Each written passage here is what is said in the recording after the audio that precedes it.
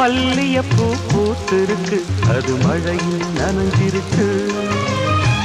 வருஷமெல்லாம் காத்திருக்கு, ஒரு வண்டுக்கு தவம் இருக்கு.